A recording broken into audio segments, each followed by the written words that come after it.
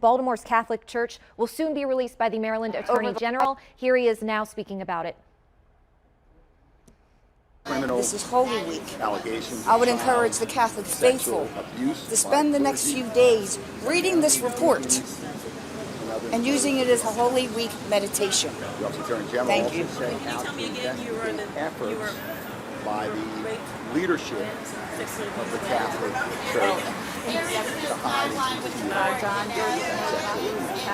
thousands of documents dating back to the 1940s were produced by the Archdiocese in response to grand jury subpoenas, including treatment reports, personnel records, transfer reports, policies, and procedures. We created here in this office an email address and a telephone hotline for persons to report information about clergy abuse. More than 300 people contacted our office, and our investigators reached out and interviewed hundreds of survivors and witnesses that led to more survivors and witnesses. Many who came forward had told their story before, and for some, it was the first time. And what we learned is that the incontrovertible history uncovered by this investigation is one of pervasive, pernicious, and persistent abuse by priests and other Archdiocese personnel. It's also a history of repeated cover-up of that abuse by the Catholic Church hierarchy. While every survivor's story is unique, and I had the opportunity to meet with survivors and advocates earlier this morning to hear their pain, their story, for some a sense of relief, for others a continued struggle. While each of those stories is unique, together they reveal themes and behaviors typical of adults who abuse children and those who enable that abuse by concealing it. What was consistent throughout the stories was the absolute authority and power these abusive priests and the church leadership held over survivors, their families, and their communities. The report seeks to document this long and sordid history. Unfortunately, most of the abusers and those who concealed their wrongdoing are dead and no longer subject to prosecution. While stories of this abuse have been documented before, we hope to make public for the first time the enormous scope and scale of the abuse and concealment perpetrated by the Archdiocese of Baltimore. While it may be too late for the survivors to see criminal justice served, we hope that exposing the Archdiocese's transgressions to the fullest extent possible will bring some measure of accountability and perhaps encourage others to come forward. And let me end before taking questions by sincerely and genuinely thanking the survivors. It was for their good courage, to meet the new Attorney their General candor, Brown. It was great to see of the sharing their investigator, long, Rich Wolf, arduous, painful, because he has difficult been journey and every story, often survivor at who times met when with they him. were considered And I liars, would also like to thank the where the survivors weight because given I couldn't to have done abusers this alone. Liz couldn't have done this alone. was It greater than the took credibility a given to the group of abused. people Yet coming they forward endured. to make this Upstairs, day happen. I did not see child victims. The I saw men and women who are survivors and who are telling their story. And I can't tell you how privileged we are in the Office of the Attorney General to walk side by side with them to finally reveal a full accounting of what happened in the Archdiocese. And Question? All right, we apologize for those audio issues. Currently, there's another news conference going on with the survivors of this priest abuse. So we apologize for those technical difficulties. We will have the latest online, WMAR2news.com. For WMAR2 News, I'm Mallory Safaste.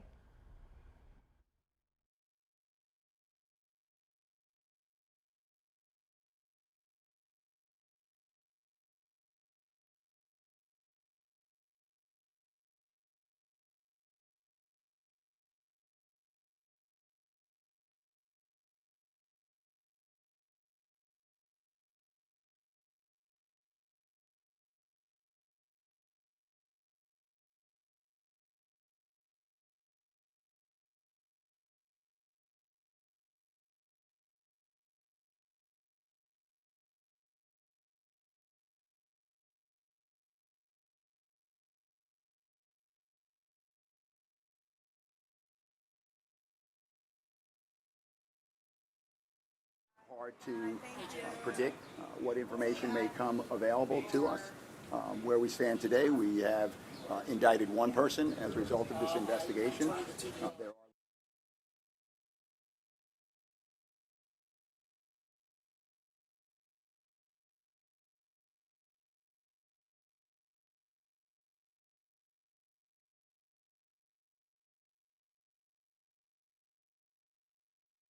by prosecution, then we'll do that.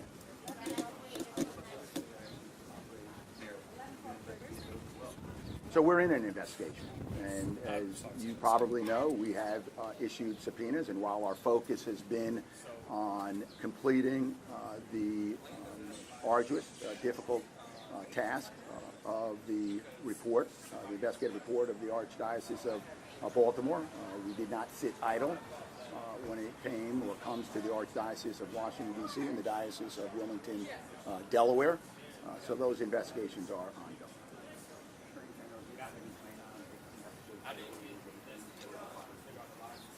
Right now our focus is on the Archdiocese, right, of Baltimore. As I mentioned, the District of Columbia and Wilmington, and the Archdiocese includes a number of institutions. It's not only churches, it is schools associated with the Archdiocese. So the institutions associated with the respective archdioceses are the target of our investigation.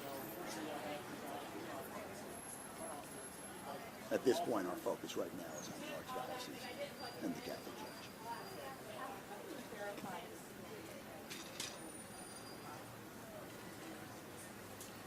We go through hundreds of thousands of documents, we interview witnesses, we speak to survivors, we look for corroboration, and perhaps something that hasn't been done in the history of this sordid history of the Catholic Church in this country is we credit.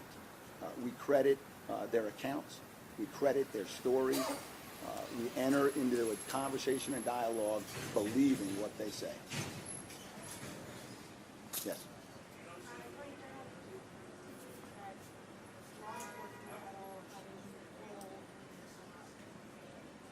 Well, what I will say, and you'll see it in the report, there were past instances years ago where abuse had been brought to the attention of police, prosecutors, at least in one case, a judge, with no meaningful action taken in those cases, and you'll see that is revealed in the report. The difference I think you'll see in this report versus what perhaps you would see on the website of the Archdiocese of Baltimore, we don't just list the abusers and their age and when they died and when they left ministry. This is a full account. There are details of repeated, torturous, terrorizing, depraved abuse. And in a few instances, it was brought to the attention of authorities. And in some of those instances, there was no clear indication that any meaningful action was taken.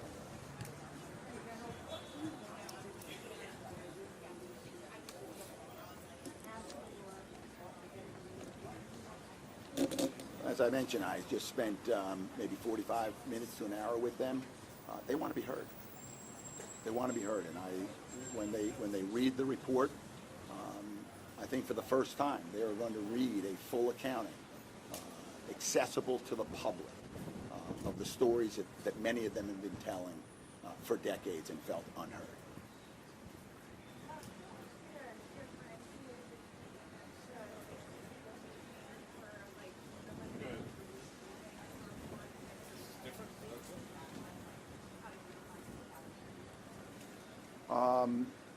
We redacted names when the names were brought to our attention through information that we obtained through the grand jury process. And as you know, the grand jury is secret, so we cannot disclose that without a court order or permission to disclose that. So I should emphasize that because they're redacted today, doesn't mean they will always be redacted. What the court will do is will have us notify those individuals and give them an opportunity to look at what is being set forth and alleged, and give them an opportunity the court will, to object. And of course, we will weigh in on those issues as well. So I anticipate, I can't say today what the outcomes will eventually be, but there may be some redactions that are later disclosed.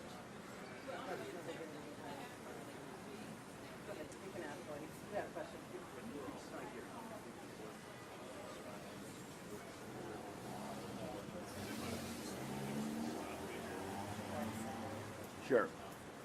Over the last 4 years, where the Office of the Attorney General has been working really relentlessly on this, and we had a lead attorney, Elizabeth Embry, who's now a member of the House of Delegates. We had anywhere from 6 attorneys and 4 investigators at various times working on this matter. Combing through, as I mentioned, hundreds of thousands of documents, hundreds of witnesses, hundreds of survivors. So it was a full investigation. We committed significant resources. That will be reflected in the other documentation that we'll see soon.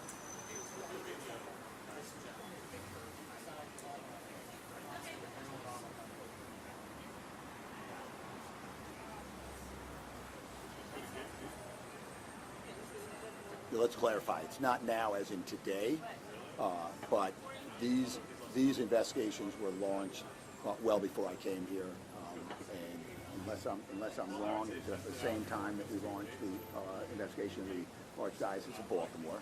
Yes.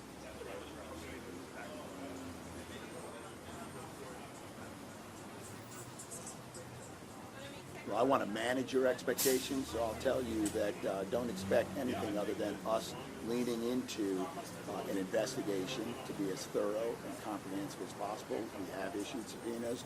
We have been looking into this matter, and we will continue to do so.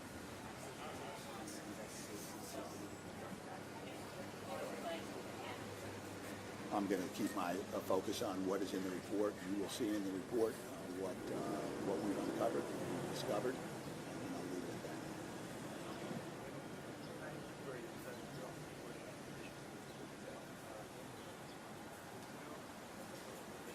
Well, actually, it was more than 5.5 years because the initial report went to the court in 4 months ago. And what the survivors expected, what they wanted, was an accurate and full accounting. What the court required was an accurate accounting. And we complied with the requirements of the court. And I believe when you read the report, you'll see that we met the expectations of this court.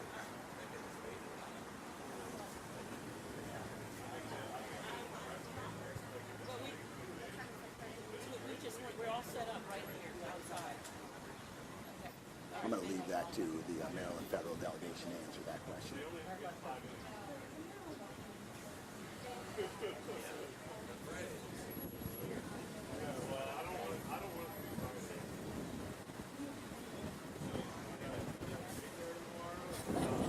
Well, I won't speak to those 13, right?